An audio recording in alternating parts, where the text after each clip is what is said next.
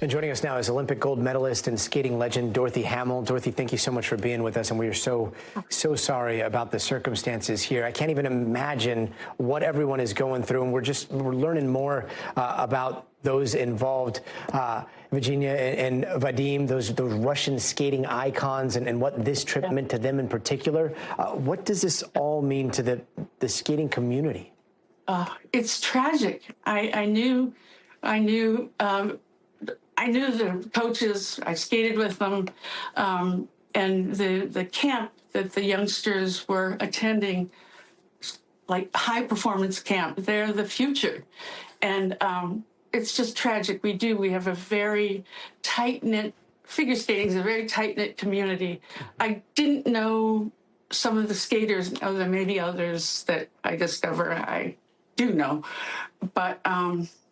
It's reminiscent of the 1961 plane crash, where the entire world team perished in going on their way to the World Championships in Brussels. So it's these youngsters are our future of figure skating.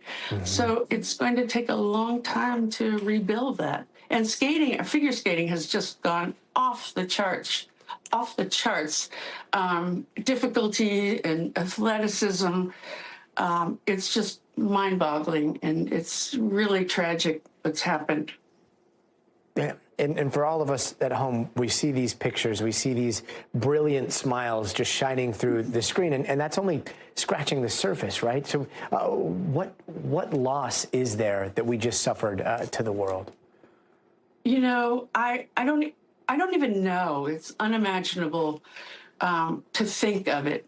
Of course, our little skating community, we've been all, chatting all day long. And the tragedy of it all, after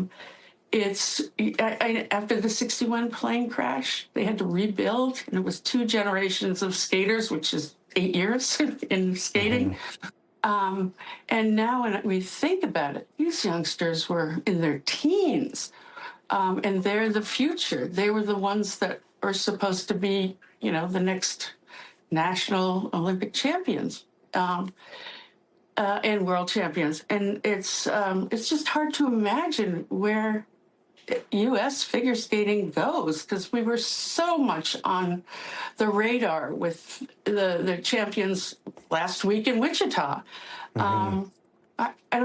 I don't even know how to describe it or how we come back. We will, but losing some of the greatest coaches and the up-and-coming talent skaters. I'm sort of speechless when it comes to that. No, there are no words to describe this, and again, I can see trying to think ahead for what comes next to Team USA and for skating, and it just seems too soon, right? Yeah, it sure does. It sure does. We just have lost so many in the past years, just for other reasons.